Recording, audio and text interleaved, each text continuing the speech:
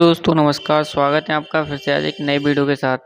दोस्तों आज की इस वीडियो में हम जानने वाले हैं वृद्धा पेंशन, विकलांग पेंशन और विधवा पेंशन के जो जुलाई, अगस्त और सितंबर की पेमेंट के बारे में।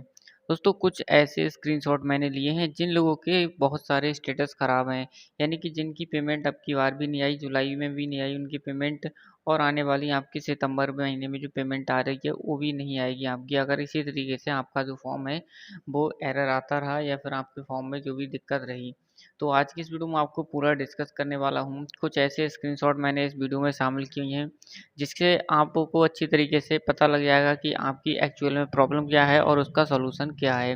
तो चलिए दोस्तों वीडियो को स्टार्ट करते हैं। आइए जानते हैं इस वीडियो में, अगर आपकी इनमें से कोई भी प्रॉब्लम है तो आपको जल्द से जल्द इसका सॉल्यूशन निकालना है, और साथ ही साथ सॉल्यूशन निकालने के साथ आपको इसको सही भी कराना है, जिससे आपकी जो आने वाली पेमेंट है जुलाई, अगस्त और सितंबर की आपके खाते में आ सके। तो इसके लिए दोस्तों आपको सबसे पहले इस वीडियो को पूरा देखना होगा। बारी-बारी से मैंने सारे के सारे स्क्रीनशॉट लगाए हैं। आपको बारी-बारी से सारे के सारे स्क्रीनशॉट को देखना है और आपकी जो भी प्रॉब्लम है उसका सॉल्यूशन मैं आपको इस वीडियो में देने वाला हूँ। तो चलिए दोस्तों वीडियो को स्टार्ट करते हैं। अब जैसा कि दोस्तों आप यहाँ पर स्क्रीन पर देख सकते हैं, एक स्टेटस मैंने यहाँ पर लगाया हुआ है जिसको मैंने कुछ सिक्योरिटी की वजह से कुछ इन्फॉर्मेशन को भी ब्लर कर दिया है। तो आप यहाँ पर देख सकते हैं इनकी पेमेंट है, इनकी पेमेंट तो लगी थी, बट इनकी पेमेंट के नीचे यहाँ पर एक क्रेडिट का ऑप्शन आता है। जब भी पेमेंट ट्रांसफ़र होती है तो आपको सक्सेसफुल का यहाँ पर मैसेज आता है। इसके साथ आपको एक UTR नंबर जनरेट किया जाता है। अगर आपकी पेमेंट रिजेक्ट की जाती है, जैसे यहाँ पर इनकी पेमेंट जो है रिजेक्ट हुई थी, और रिजेक्ट होने के साथ साथ इनका पेमेंट भी इनके खाते में जो ट्रांसफ़र होने वाला था वो कैंसिल हो गया। और इनकी पहली पेमेंट थी, पहली पेमेंट आपकी 2000 से लेकर 5000 रुपये आपके खाते में ट्रांसफ़र की जाती है, बट इनकी जो पहली पेमेंट थी वही इनके खाते में नहीं आई। तो इनका जो एक्चुअल प्रॉब्लम था वो ये था कि एरर इनका यहाँ पर दिया गया एरर डिस्क्रिप्शन। आपको भी अपना PFMS पर स्टेटस देखना है, या फिर आपको अपनी जो भी वृद्धा पेंशन, विकलांग पेंशन या फिर दोस्तों विधवा पेंशन की ऑफिशियल वेबसाइट है उस पर लॉगिन करके आपको अपना स्टेटस चेक करना है। तो यहाँ पर इनका जो एरर दिया है, आधार इज़ नॉट सीडेड, यानी कि इनका जो आधार है उनकी KYC कंप्लीट नहीं हुई है। तो KYC करने के लिए आपको अपने पुराने पोर्टल पर जाना होगा, वृद्धा पेंशन, विकलांग पेंशन या फिर विधवा पेंशन की, और वहाँ पर आपको अपना आधार कार्ड नंबर को है वेरीफाई कराना होगा। उसके लिए आपको आधार के ऑप्शन पर जाना होगा, आधार ऑथेंटिकेशन। और मैंने आपको एक वीडियो भी प्रोवाइड कराई थी पिछले महीने, और इस महीने भी मैंने आपको ये वीडियो प्रोवाइड कराई है, जिसे आप देखकर आसानी से समझ सकते हैं कि आपकी जो प्रॉब्लम्स है उसका सॉल्यूशन कैसे मिलेगा। तो KYC करने के लिए आपको आधार ऑथेंटिकेशन वाले बटन पर क्लिक करना है, और उसके बाद आपको जो अपनी इन्फॉर्मेशन है, जैसे कि आपको अपना नाम आधार कार्ड के हिसाब से फिल करना है।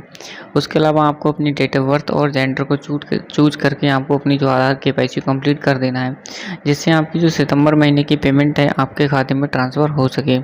इसके बाद आपके सामने एक और स्क्रीनशॉट है। अगर आपकी ये प्रॉब्लम है तो मैंने आपको इसका सॉल्यूशन बता दिया है। आपको क्या करना है, ऑफिशियल पोर्टल पर जाना है, लॉगिन करके आपको सबसे पहले आधार ऑथेंटिकेशन कर लेना है। जब आपका आधार ऑथेंटिकेशन सक्सेसफुल हो जाएगा तो आपकी जो पेमेंट है आपके खाते में ट्रांसफ़र की जाएगी। इसके बाद मैं आपको एक और स्क्रीनशॉट दिखाता हूँ। तो आप यहाँ पर एक स्क्रीनशॉट दे सकते हैं, जिसका मैं यहाँ पर आपको पूरा लाइव दिखा रहा हूँ। एक नीचे मैंने यहाँ पर एक तीर सा बना दिया है, जैसे कि यहाँ पर दिया गया है कि एरर डिस्क्रिप्शन में दिया गया है CPU 0037। आपका भी एरर कुछ इस तरीके से आता होगा, UID does not belong to beneficiary, UID from beneficiary file. अब इसमें आपका क्या है कि आपका इसमें जो भी है आधार कार्ड जो ऑथेंटिकेशन है वो तो कंप्लीट है, बट आपका जो आधार कार्ड है वो आपके बैंक खाते से लिंक नहीं है। इसके लिए आपको ये करना होगा, अपने बैंक अकाउंट में NPCI को कंप्लीट कराना होगा। इसके साथ साथ आपको DBT को इनेबल करना होगा, जो कि आपके फिंगरप्रिंट बायोमेट्रिक के द्वारा होती है। DBT का मतलब होता है डायरेक्ट बेनिफिट ट्रांसफ़र, यानी कि सीधा पैसा जो भी लाभार्थी के खाते में ट्रांसफ़र किया जाता है। तो ये अगर आपकी प्रॉब्लम आ रही है UID does not belong to beneficiary, तो आपको क्या करना है, अपने बैंक को विजिट करना है। अगर आप बैंक वाले बोलते हैं आपकी जो भी NPCI DBT है वो इनेबल है, तो आपको क्या करना है, UIDAI की ऑफिशियल वेबसाइट, आधार की ऑफिशियल वेबसाइट पर जाना है, और वहाँ पर आपको बैंक सीडिंग का एक ऑप्शन मिलेगा। बैंक सीडिंग वाले बटन पर आप क्लिक करेंगे तो आपको अपनी जो भी बैंक होगी, अगर लिंक होगी तो वहाँ पर आपको मिल जाएगी किस तारीख से लिंक है। अगर नहीं लिंक है तो आपको तुरंत उसका स्क्रीनशॉट लेकर बैंक वालों को दिखाना है, जिससे आपका जो है NPCI DBT इनेबल हो सके। तो ये प्रॉब्लम भी आपकी यहाँ से दूर हो जाएगी। अगर आपकी प्रॉब्लम यहाँ पर हट जाती है तो आने वाली पेमेंट भी आपके खाते में ट्रांसफ़र कर दी जाती है। इसके अलावा दोस्तों मैंने एक स्क्रीनशॉट और भी लगाया है जो कि आप स्क्रीन पर देख सकते हैं। जब भी आपका पैसा ट्रांसफ़र होता है तो PFM transaction ID, UTR number, bank transaction ID और क्रेडिट में अगर आपका सक्सेसफुल हो जाता है सक्सेस, अगर आपका फेलर हो जाता है पेमेंट तो आपको फेलर का मैसेज यहाँ पर दिया जाता है। इसके बाद नीचे आएंगे, नीचे आपको यहाँ पर bank reason description for failure, यानी कि जो पेमेंट फेल हुआ है उसका पूरा डिस्क्रिप्शन लिख कर दिया है कि Aadhaar number decided from NPCI mapped by bank customer to contact his her bank.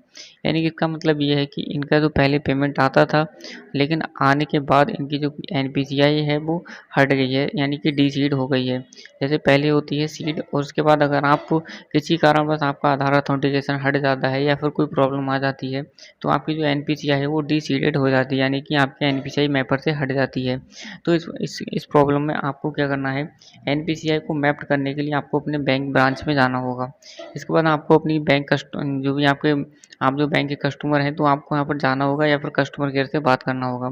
फ़ायदा ये रहेगा, आप आपकी जो होम ब्रांच है उसमें विजिट करिएगा और विजिट करने के बाद आपको इस तरीके का जो मैसेज आ रहा है उसको आपको अपने बैंक के जो एम्प्लॉय हैं उनको आपको बताना है, दिखाना है, जिससे आपकी जो एक्चुअल प्रॉब्लम है वो समझ सके और आपकी जो NPCI है वो कर सकें। हालांकि NPCI का जो सिस्टम है अभी चालू होने वाला है, कुछ ही बैंकों का यहाँ पर अभी जो है अपडेशन का काम चल रहा है। जैसे ही सभी बैंकों का काम अपडेशन पर हो जाएगा तो आपका जो NPCI है वो घर बैठे अपने मोबाइल फ़ोन से होने लगेगा। बट अभी का डेट में आपको क्या करना होगा, आधार जो NPCI है उसको कराने के लिए आपको अपने बैंक में विजिट करना होगा। अगर आपका आधार NPCI मैप हो जाता है तो आपकी जो प्रॉब्लम है ये जो यहाँ पर स्क्रीन पर देख रखी है ये ख़त्म हो जाएगी और आपका पैसा आपके खाते में सीधे ट्रांसफ़र कर दिया जाएगा। एक और प्रॉब्लम है जिसका मैंने स्क्रीनशॉट नहीं लगाया है, बट मैं आपको यहाँ पर बता दूँ कि उन लोगों की प्रॉब्लम क्या है।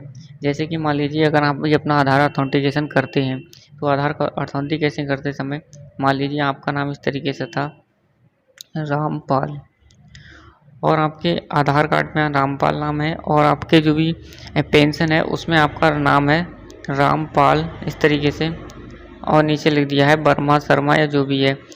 तो इसमें क्या होता है कि आपका आधार अथेंटिकेशन जो होता है वो फेल हो जाता है और आप बार बार ट्राई करते हैं बट आपको कोई सॉल्यूशन नहीं मिल पाता है। तो इस केस में आपको क्या होता है, आपको अपनी जो डिटेल्स है उसको ले जाकर आपको DW यानी कि जिला समाज कल्याण अधिकारी जो भी आपके नज़दीक में पड़ता है उसमें आपको ले जाना है। वहीं से आपको इसको करेक्शन कराना है।